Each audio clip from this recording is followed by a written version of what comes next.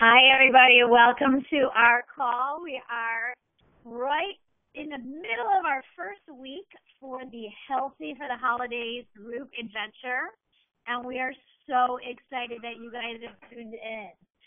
So, whether you are a part of the Healthy for the Holidays adventure, or if you are just somebody who is listening to this recording, or just interested in what we have to say, welcome. Thank you so much for being here.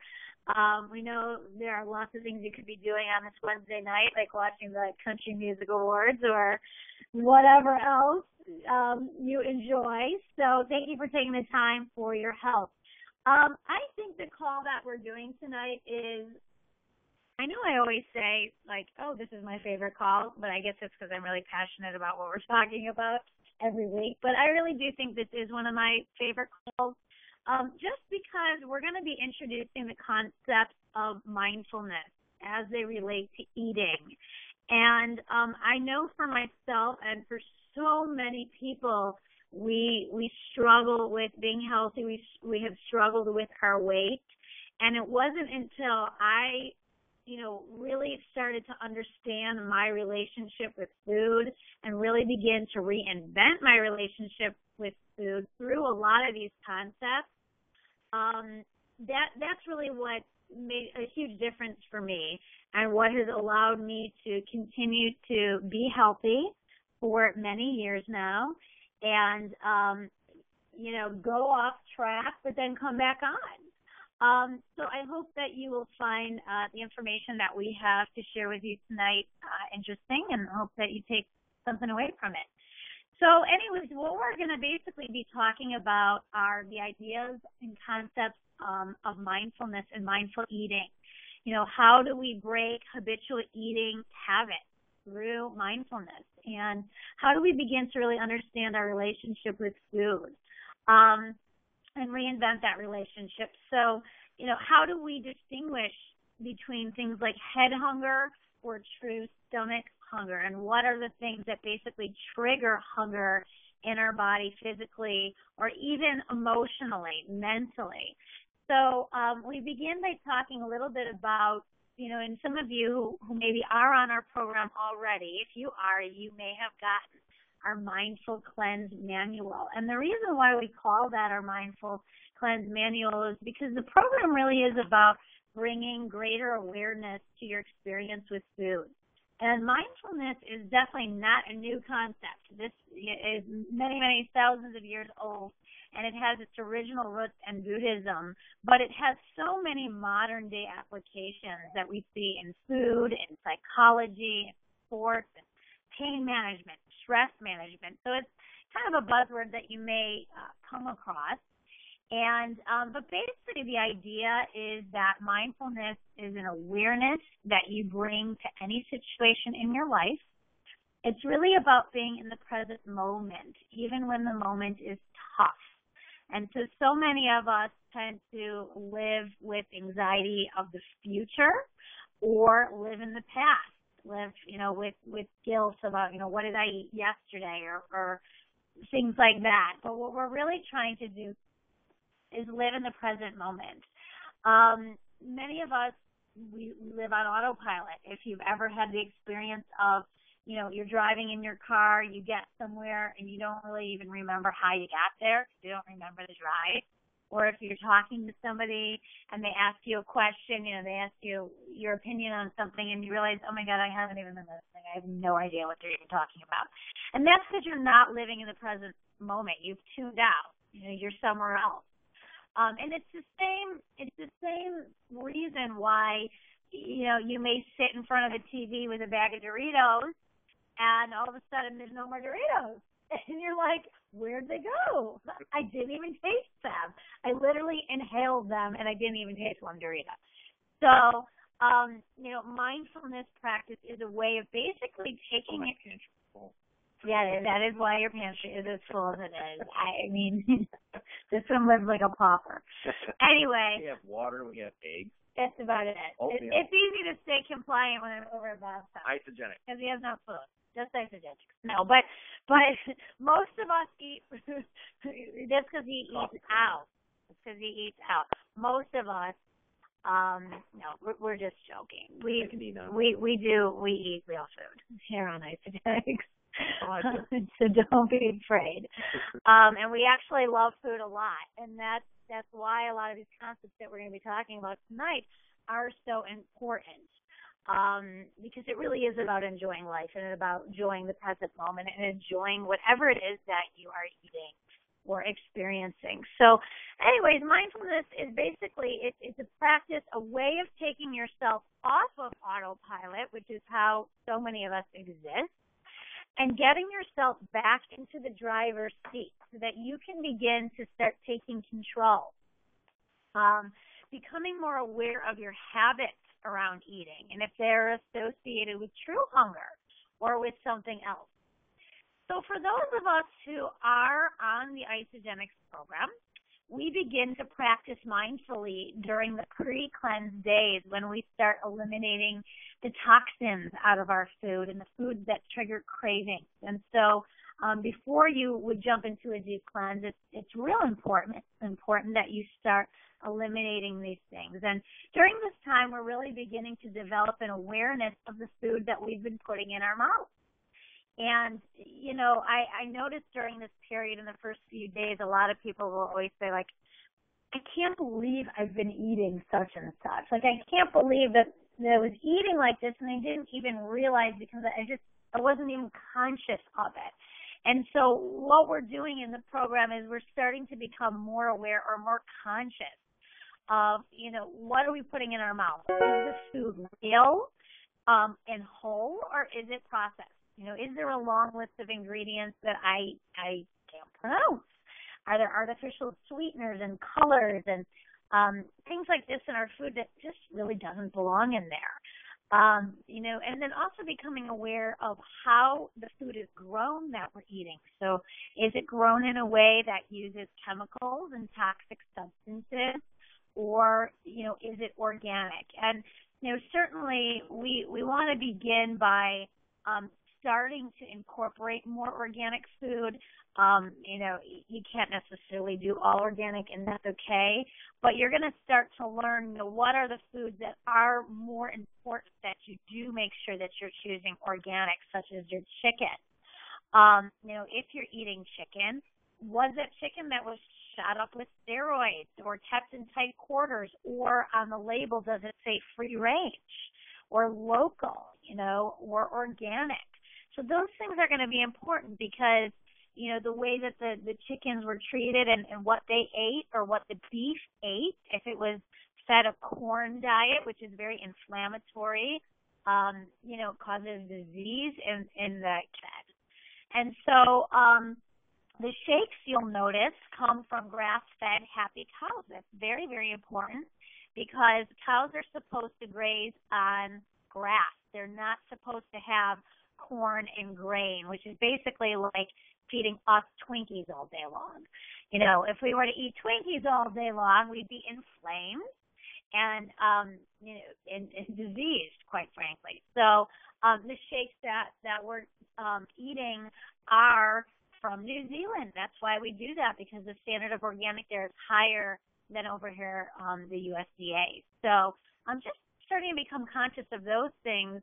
And then, you know, mindful eating is really, it involves the experience of eating and being really present to how the food tastes. How does it smell? What does it look like? What does it feel like when you sit down, doing that exercise of really just enjoying what it is that you're eating and not just scarfing it down and not even tasting your food, but actually experiencing it. And then also experiencing how your body reacts to certain. And so what people will notice is when they go through a detox program, you know, all of a sudden they don't have that 9 months pregnant belly. They're not bloated. They're not gassy. And they're like, wow, this is what life is supposed to be like. I mean, I'm not supposed to be bloated and gassy all the time. And so you may notice when you go through the program that certain foods that you do start to incorporate back in may not make you feel right, or your digestive tract may be off. And that's a clue that those are foods that you're really better off without. And all of us have experienced that. We're on the program, we're doing great, and then, it's family birthday at Lou Malnati's. And, who doesn't like Lou Malnati's? So you have a piece of pizza, and it tastes really good going down, and then you're like in the bathroom all night. And not to say, not to say that you're never going to have Lou Mal's again, or that you aren't going to have meals where you feel kind of like crap afterward. You probably are, and that's okay. But just being mindful about how it makes your body feel is going to help you to make that decision of, all right, I know if I have the ice cream, I'm probably going to feel like crap afterwards. Sometimes it's worth it, but very often it's not going to be worth it. And that's going to help you to basically be able to make those decisions about how often you really want to indulge in things that make you feel like crap. Okay? So do you want to say something? Yeah, I know that we've got Joanne Lieberman on her first cleanse day. And this is a shout out to Joanne. Hey, Joanne! And I think, and I'm not sure, yeah, but in your manual, do you have, or Michelle Kriegel put it together, the do not list? We definitely do. All right. Things to avoid and things to enjoy. Perfect. Yes. Please make sure you review the list. I mean, we do eat on this program. We want to eat the right types of foods, and that is the key to the whole program, being mindful of what you're putting in your body. The things to avoid, Joanne, and others, is basically anything that's processed foods. We want to also avoid white flour. We want to avoid white sugar, fried foods, of course, and things that we know absolutely that are inflammatory to the body, like gluten or anything that's corn-based. Those are really no-nos. Obviously, the real chips. We don't specifically tell you to avoid gluten, okay? But it is one of those things. If you're easing into taking things away, we're not going to take your gluten away from you right away because we're trying to kind of, if you're going from sugary drinks and pasta all the time and bread and everything else, ease into it. But certainly we do find that people wind up eliminating those things, and they do feel better. But if you go in the program and you start from the beginning and you do eliminate pastas first in the body, you're supporting it and detoxifying. In the process, you're alkalizing your system. So if we're going to go back and throw the bad stuff in, it really kind of throws your body out of balance. These are the complaints I get. I'm nauseous. I don't feel good. I've got stomach cramps.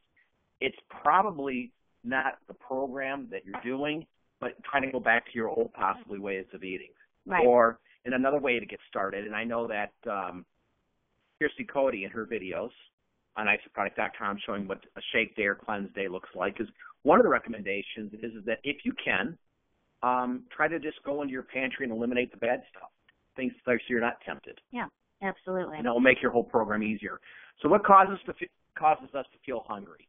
I remember Peter Greenlaw a long time ago, back in the day, when I started on this program. In the dinosaur ages. When the concept of me not having any food, Joanne, terrified me.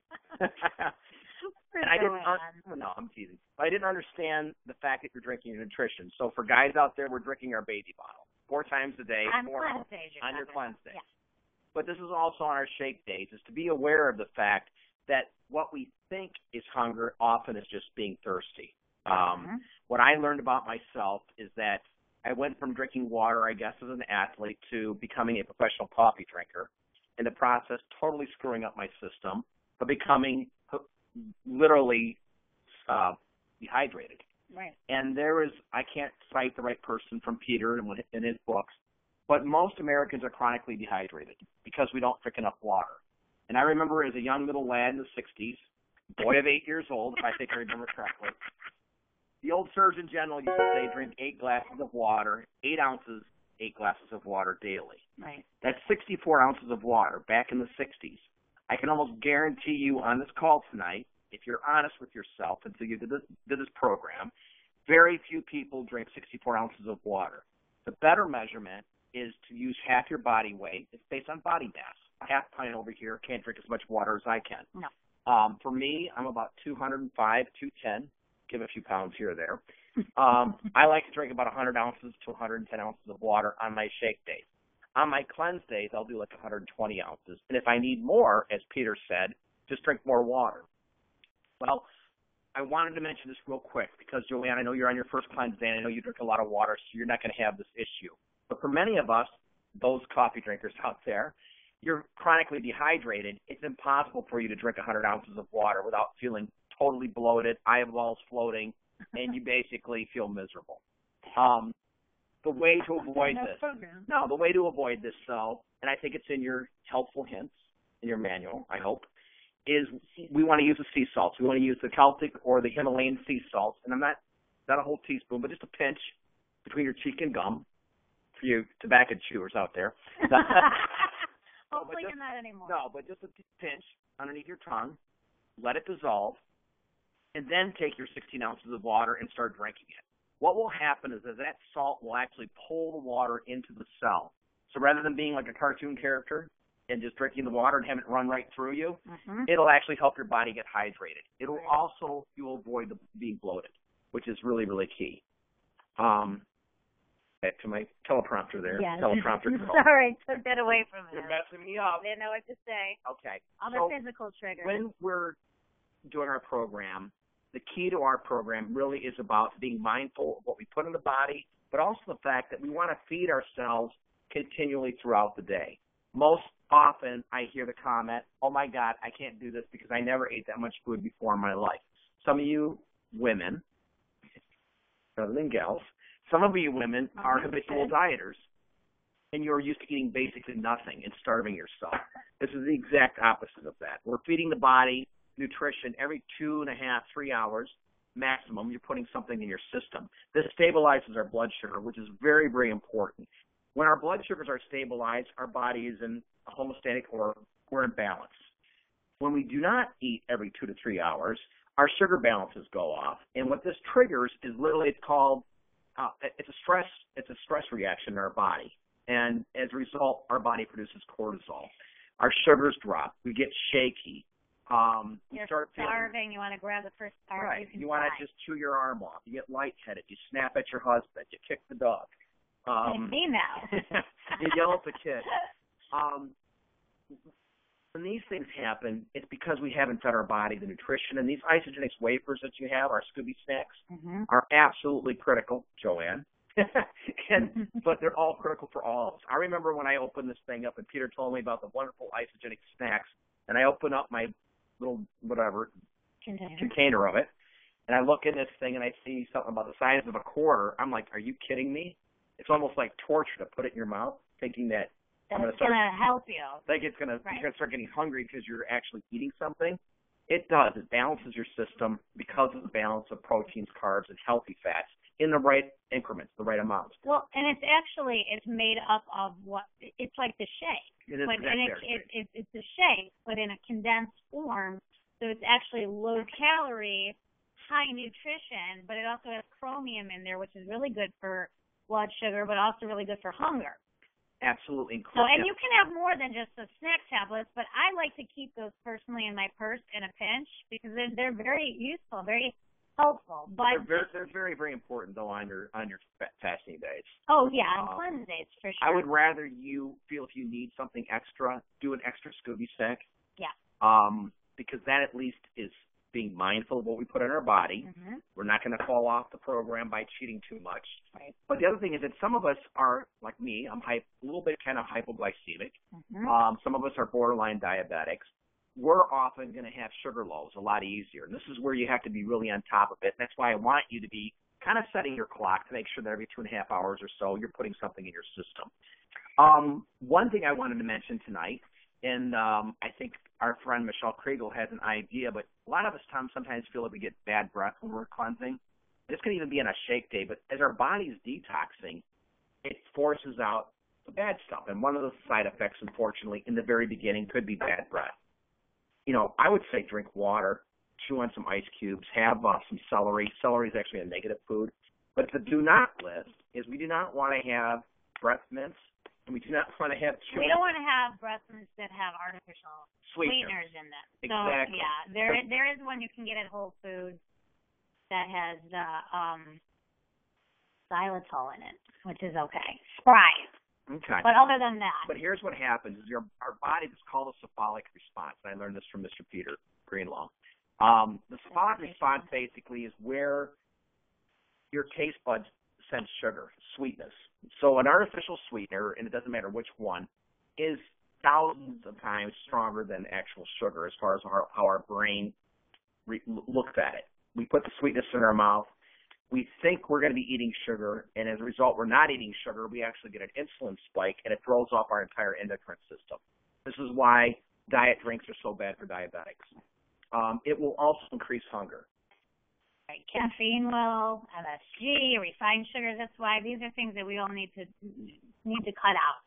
These are things that physically make us feel like we're hungry, but it's an artificial hunger. And as we're talking about mindfulness, we want to get in touch with actual hunger, not artificial hunger.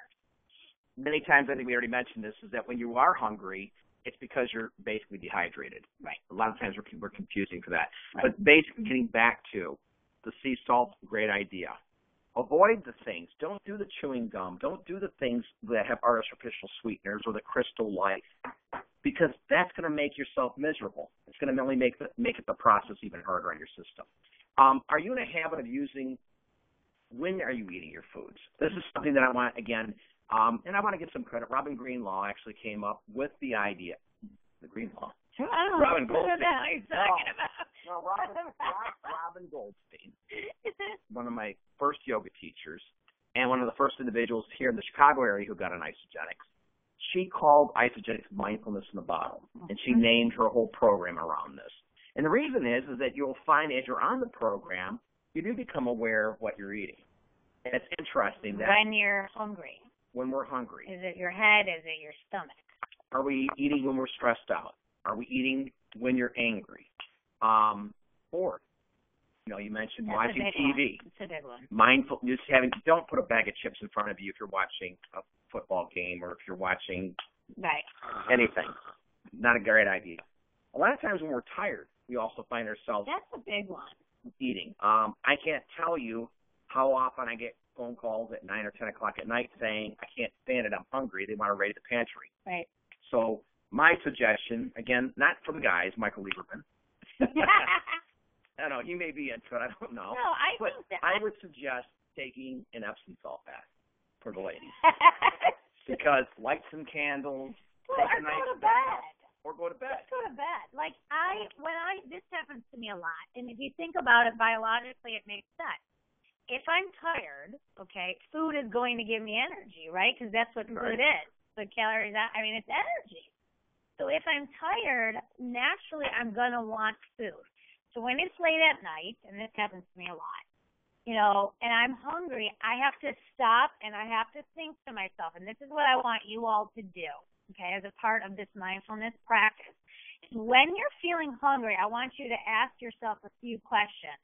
Number one, have I had enough to drink? Okay, because like Bob said, the body can't distinguish between thirst and hunger. Number two, have I had enough to eat? So have I had my, 2 shakes, my couple of snacks, my, whatever? Yes, I have. Okay. Am I bored, sad, tired, angry, blah, blah, blah, blah? If the answer is yes, then you're like, all right, that's why I'm feeling the need to grab food. So there's a difference. At nighttime, my suggestion is a bath. During the daytime, take the dog. If you have a dog, it's time to take the dog for a walk.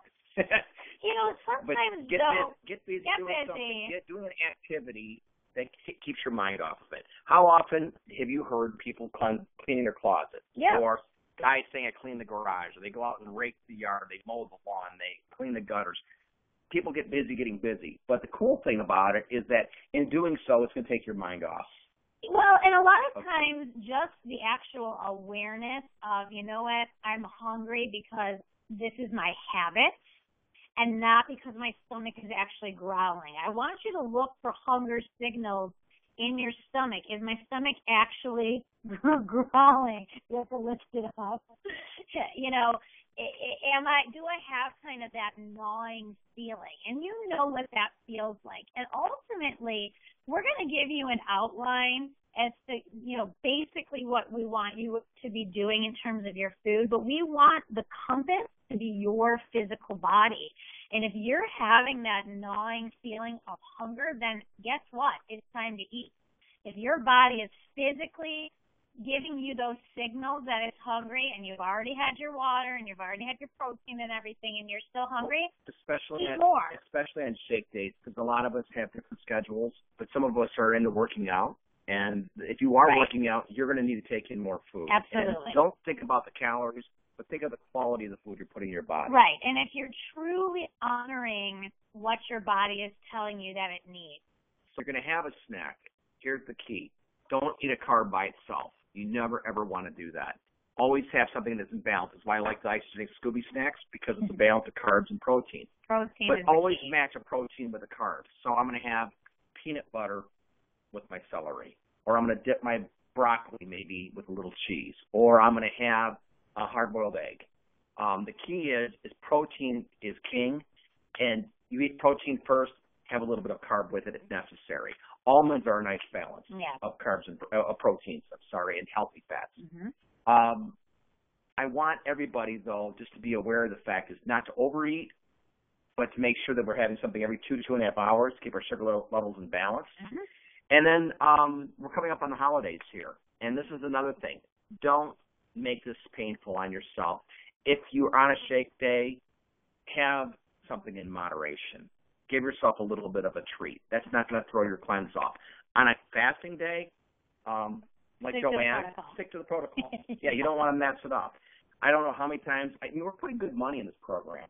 And the worst thing you want to do is call me up the following week when we basically, for us Christians out there, when you find Jesus and say, okay, I got to go to confession. Or you basically. For us Jews who just feel guilty all the time. Or when we're meditating as a Buddhist, you kind of go, okay, in order for me to come back into life and to balance, I have to feng shui the bad stuff, and I must tell Bob that I cheated on my program. I often get the comment of, well, I didn't want to tell you, but. And then you tell me what you did. Piece of pizza, raided the pantry, whatever. And I'm like, cool. Don't beat yourself up. You were aware of it. You acknowledged it. Let it go. Next time, maybe you won't do that. But you often come back to me and say, well, what if I didn't do that? What would my results be like? Well, again, we're not it's not a sprint. This is a lifestyle. Yeah. It's a marathon, and we want to make baby steps. So don't beat yourself up. Take yourself one step at a time, but be mindful. And if we do fall off the wagon, no big deal. We'll just get right back up again, dust our knees off, and basically get back on the horse. Get back on the horse again. We can do that. So stress is another thing that can definitely trigger hunger. And especially during the holidays, there can be a lot of, and our tendency often is to overeat. And so, there actually is a biological reason for this. And when our cortisol levels get too high, we start eating. And so we just want to be conscious of this. And basically, a lot of us also may associate, especially us Jews, food with the holidays and good times and traditions. And I remember thinking like, oh, I can't have a good time if I don't have challah on Shabbat or whatever it is, Well, you can have a little teeny bite of it, or whatever. I mean, it doesn't always have to be about the food. My last day of my first cleanse, so I went 2-5-2 in the middle of the month. My last day of my cleanse was in March 2000, and what year was that? 4? I don't know, the Stone Age. 4, Stone Age. It happened to fall on St. Patrick's Day. I was living in the city, and I was being told by all my friends to get to the bars, drink the green beer, have a good time. And I said, no way in hell. I followed this thing to a T. I'm not falling off the wagon. Well, I had my water bottle. I had my little pellets, my Scooby Snacks. And the cool thing is that I did not cheat, but I had probably the funnest day of my life. I mean, when the whole world's drunk and you're not, you just can kick back and just say, wow. That's hilarious. You can have fun. You don't necessarily always have to partake in the event that it's your cleanse day. But you also don't have to totally deprive yourself. No. Do the best that you can. Make the best choices that you can. You want to stick with a protein. If there's a veggie, those are kind of where you want to load off. If there's salad, that would be great. You know, even consider bringing your own side dish. If you're going somewhere, ask them, you know, would it be okay if I brought a quinoa dish or something like that? And here's a couple things I used to tell people about, which is kind of fun. I know it's not on your list here. But that's all right. Put, if you're going to go, I know, for example, Allison, you like to go to Mexico over the holidays with your family. That's your family. That's your Christmas trip. I like my guac trip. Okay, which is okay. But you want to get ready for Mexico. So what I want you to do is I want you to put out your, like, skimpy dress or your bikini where you can see it. Yeah. So it's on your mind. You're looking at that bikini going, oh boy, right? Yeah. Or another thing that's fun is take some old pictures of yourself, you know, and print them out when you were in good shape, and plaster those all over, like the refrigerator, the pantry, put them in the bathroom to remind yourself of what it looked like when you were at the weight that you wanted to be at. Yeah. So, I mean, these mental triggers actually help things. We get into our program for a couple of reasons. Sometimes it's more energy, sometimes it's losing weight, but to feel better. But this is the other thing I wanted to mention. It is a program. It's a group of products that work synergistically. So please don't skip out on Isagenix Supreme, for example. Isagenix is maybe the most important product that we have. And what it does in the body, without getting too sciencey, is it allows the body to balance out your hormones. It literally eliminates stress in your system. If there's too much cortisol being produced, your body will actually produce body fat. And people will say, this stuff doesn't work. Well, you're probably stressed out beyond. And it makes you hungry. And, of course, you're hungry. But the other thing is that if you're stressed out, your body's not going to be able to detox the way it's intended to do so. So please, please, please, you can even double up on your Isagenix Supreme, but it's really critical that you do that. A couple other great suggestions are to do meditation. I know I thought this was kind of difficult, especially for I'm a little bit challenged with maybe, you know, body. Sitting still, being quiet, keeping my hands to myself. But meditation is huge. And I'm getting actually pretty good at it, but it's taking years of practice, just like Buddha said. But if you can meditate, it's awesome. It's awesome, but meditate on positive things. Meditate on things that make you happy or things that allow you to be calm. Putting music on is an amazing stress reducer. Oh, yeah. Not necessarily head-banging rock music. I was just going to say, not necessarily Metallica, although there is a time and place for that, too. Of course, you need energy, or like we're kind of sleepy. I should put that on tonight. Just jammed out, get ourselves energized. Yeah, totally. I think we did okay. We're all right. I woke up. Okay.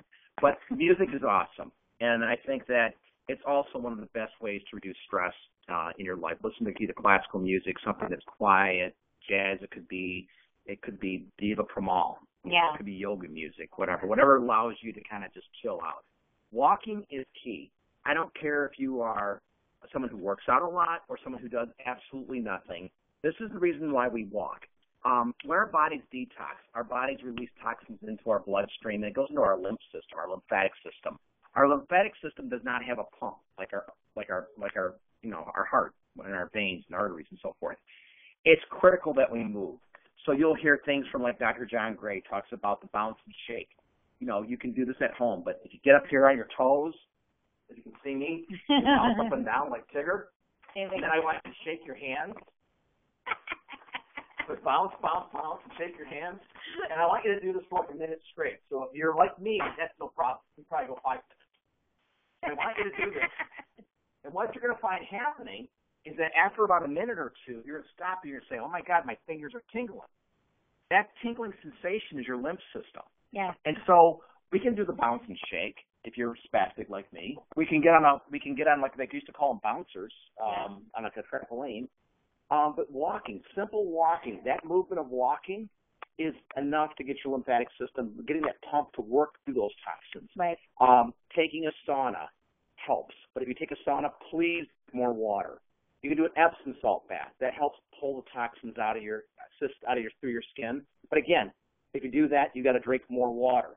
But the key is walking every day. I think that's key. Yeah. It's a stress-relieving activity. If you work out, fantastic. On shake days, go for it. Cleanse days, you got to relax. And then finally, another thing that we can do that I actually learned this from Lucy Casey as well. At Real Fit, she hands everybody a journal, and it's a food journal. Write down when you eat and what you're eating.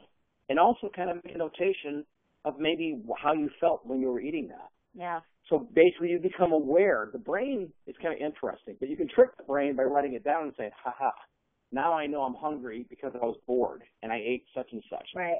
Or I got angry and I went to the pantry and grabbed the chocolate. Whatever it might be, but just journal it down so you become aware of, why we're eating and when we're eating it. Mm-hmm. And the other thing is it kind of also keeps us on task so we're not basically going out of the way and cheating too much. It also helps us as your coach to guide you if you're, or to troubleshoot.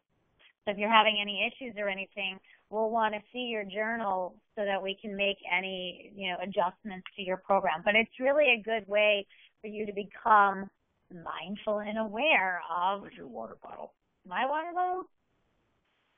This is for half pints. It's only 20 ounces. There's 8 ounces. Well, it's about 16 ounces. I'm sorry. But for me, I have to drink about 8 of these dudes just to be compliant. What I like using my Cleanse for Life bottle, 32 ounces. Uh-huh. I will use that and carry it around. And I know if I drink 4 of those guys, that's 126 ounces or so. Uh-huh. That's typically perfect for me on a cleanse day. Yeah. So the biggest thing is drink your water, and the easiest way to do that is just sip at it and just continually drink, and you'll be surprised how much you can go through. Michael's correcting your math. 4 times 32. 128. Well, we're just cleanse people. I don't go mine to the top. He's not a finance guy. Actually, it is a gallon. God, I drink a whole gallon of water? No, or 4 liters of water for me. But here's the key. Drink your water. I know if anybody falls off, and a lot of times the issues that you say are symptomatic, 9 times out of 10 is because you're not drinking enough water or you missed your snacking. Right. Those are the 2 things, pitfalls where people have problems. Right.